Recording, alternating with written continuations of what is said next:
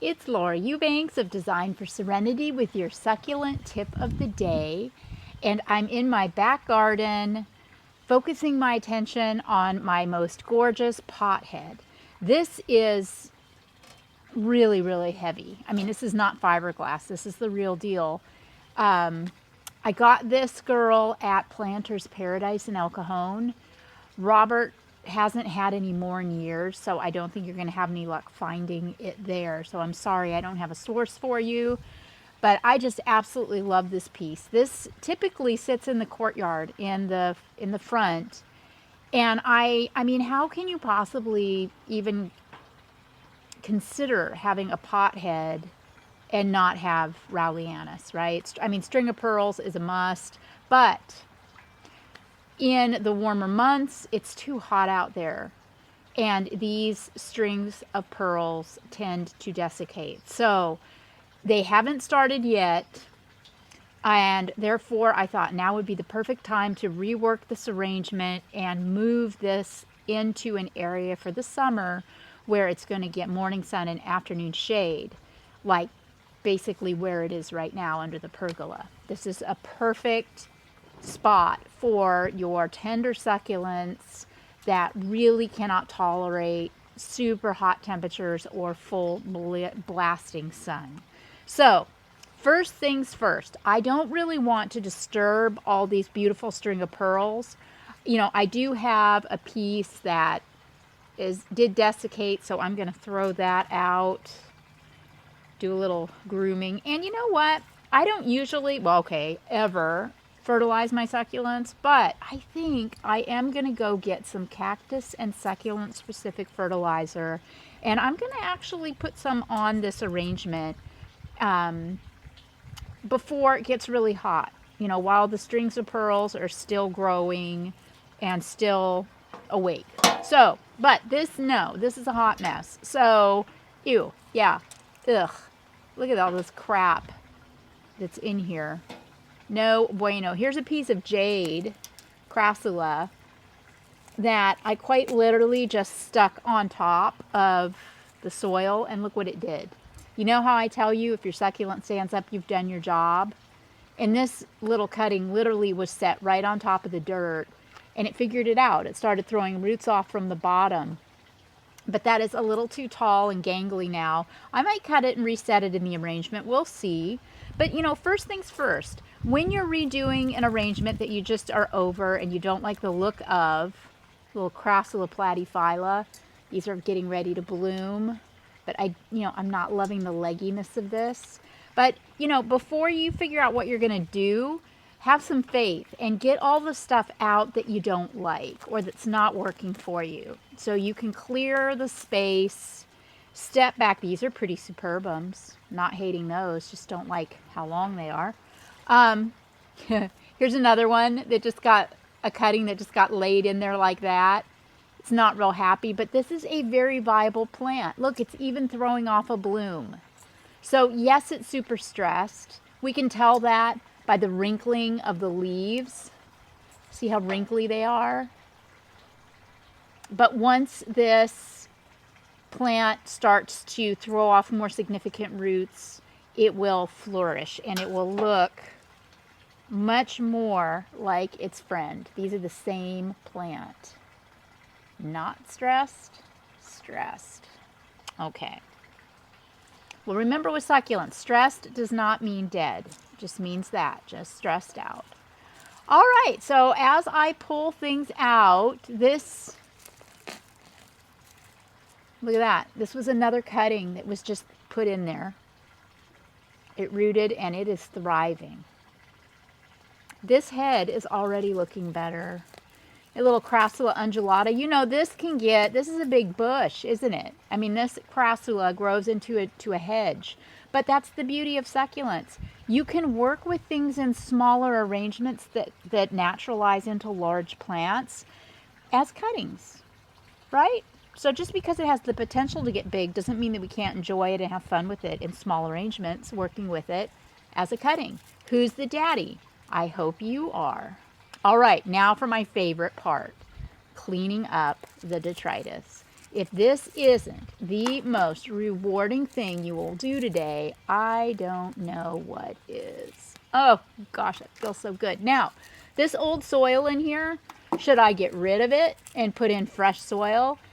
Heck no.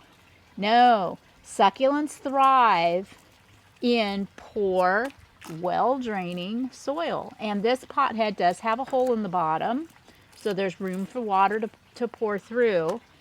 And really, there's absolutely nothing wrong with this. The succulents will do absolutely fine. So I am not, because another thing too is A, I'm lazy, and two, remember, I don't want to disturb the string of pearls. I'm going to leave those in there. Okay, so I got all the junk cleaned up. Now for the fun part. We're going to take our multi-tool and we're just going to break it up a little bit. It's quite thatchy from all those roots. I am basically creating aeration right now. I want, you know, when I do water, I want the water to have the ability to drain well. So here's all that's needed. And you know what? I can smell, this is still very, very fertile soil. I can smell it. And it smells great. Okay. Now, the question is, what of these items do I want to repurpose back into this arrangement, and what do I not want to repurpose? Well, even that is not a decision that has to be made right this hot second. Let's just start. What of all of these plants in my little arsenal here do I like best as a thriller? And the answer is the one that I have in my hand. This, what appears to be a little Fred Ives, you know, he's just in such great shape. So, and I think I would like a little bit of height. So I'm just going to cut the Fred Ives. I don't want it that tall. I mean, that's too much height. So I'm going to cut it about halfway down. And yes, this will probably sprout new plantlets on the stem. So we'll save that and put it in the Garden of Death with my other propagates. Then I'm going to take this little piece and I'm just going to stick it back in slightly left of center. Remember, if your succulent stands up, you have done your job. Now, I'll take the desiccated Superbum. Again, working with it as a cutting. And I'm going to tuck it in right next to Fred. Look at that. There we go. And see, this is where the fingers come in handy. Kind of hold things up while you're figuring stuff out. Gosh, Superbum is one of my favorites. To me, they look like jewels. I just love them. So I'm going to work with some more cuttings of the Superbum. And for those of you that are utterly horrified, slash new to the channel, or maybe horrified in regular viewers, these plants are going to do fine as cuttings. Remember, I live in the land of milk and honey. I live in Southern California. It is springtime. I have absolutely no worries. As long as I protect this arrangement from full blinding hot sun moving into the summer, it will root and it will flourish. I mean, take a look at the toolbox. These have been planted. I've worked with this thing for over so many years with you guys. I think we reworked this 4 or 5 times. These cuttings have now rooted in here, as you can see, but they're actually in a bed of sphagnum moss. I don't even need soil. And that sits here. It gets afternoon sun. You can see it's kind of in the sun right now. But this little pothead, I'm going to leave it right here on the table. Remember the little shell arrangement here that we did? I did this before we left to go up to our property, and it is hanging in there. It looks fantastic. I've done nothing except slop a little bit of water on it. So once again, as long as your plants are protected from the elements, you should be fine working with cuttings. Okay, now these platyphylla, I'm sorry, but I don't like these. So the way they look. So what I'm going to do is I'm going to cut them, remove these stems. Then I will put these guys, Oh, you know what? There's some gaps here in the toolbox. This is like putting candles on a birthday cake. I'll just tuck these platyphylla in here.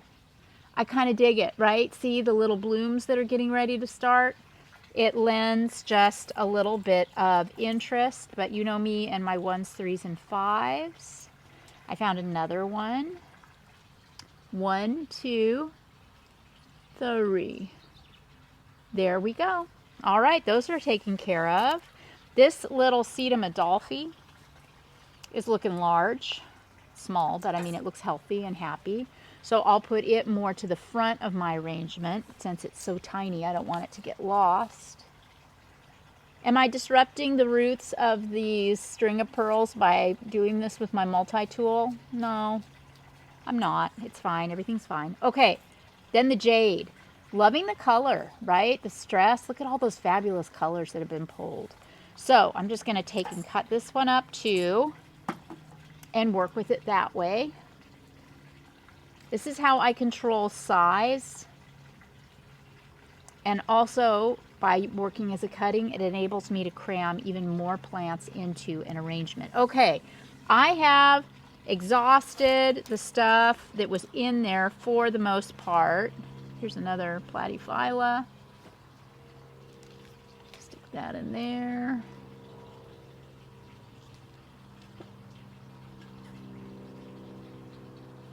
Okay, so now I'm going to work with my new stuff.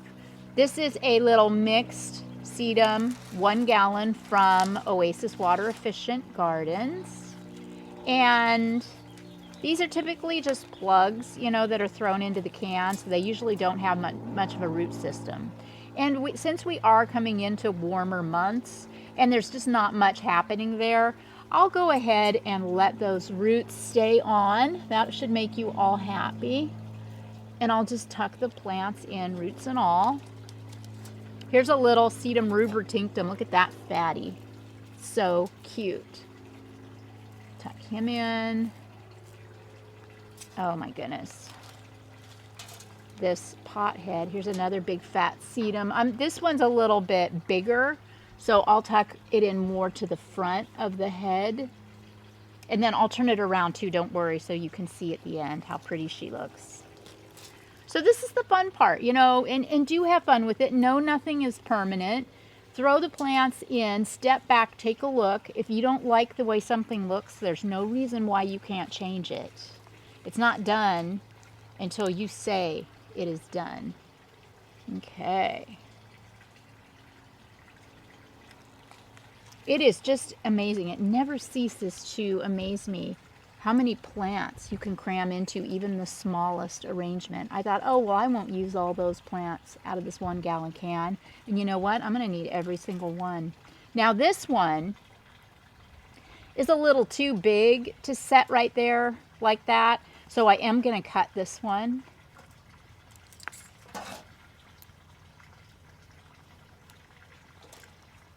Okay, and then I can fit that in there a lot better, a lot easier. All right, now, that's pretty good, but I'm suspecting that we've got some dirt showing. Yes, we do. In the front here, lots of dirt showing. So that crassula that I pulled out, let's cut it up and tuck it in the front. How about that? Right? Am I right?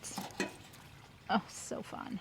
Another little piece of crassula. That just looks like curls, doesn't it? Like she has curly hair. Here's another desiccated superbum, but that's all right. It'll come back. I'll tuck that in right there. Remember what I always say, no dirt showing. Okay. Let's see how I did.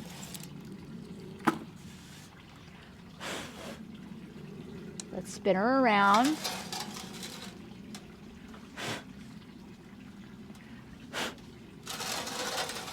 Okay, there's still a little bit of dirt showing right there. I'm not loving that. So what I can do is grab from my Grapto Sedum Ghosties out of my grapefruit pot This is such a fantastic Graptosedum nursery.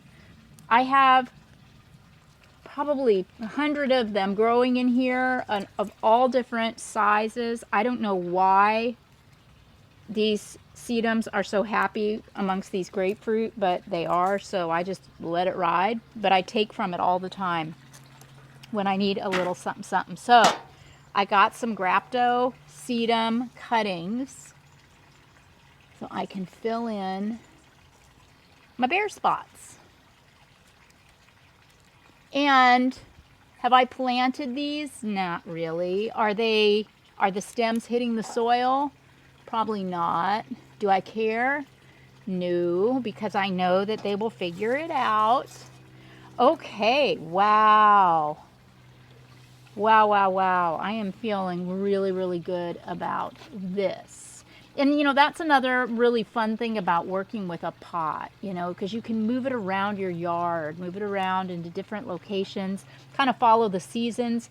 This way I'm going to get so much more enjoyment out of this here in the back garden, because I'm going to be living out in the back garden for the next foreseeable future because it is so exceptionally beautiful out here now.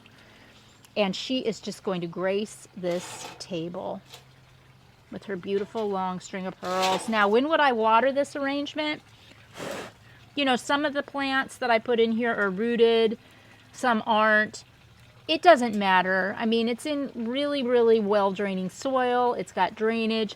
So to be kind to the string of pearls, which do like water, what I'm going to do is water this very gently every few days. Like I said, I'm going to put a little bit of cactus and succulent specific fertilizer on it too, and really baby these pearls. And as you follow me along, you know, as we go through the next few weeks, I will check in on this arrangement with you, and we'll see if the experiment of moving the string of pearls, watering it sufficiently, and giving it, babying it with a little bit of fertilizer doesn't just make them look even that much better. So thanks for following along. If you would like to share your arrangements that you have made, your creations with me, you can do that on my Instagram at Laura Loves Succulents. I look forward to you sliding into my DMs. In the meantime, subscribe, please, if you like this video. Share it with your friends. And thank you all so much for your love and support. Have fun in the garden. This has been Laura of Design for Serenity with your succulent tip of the day. Bye, guys.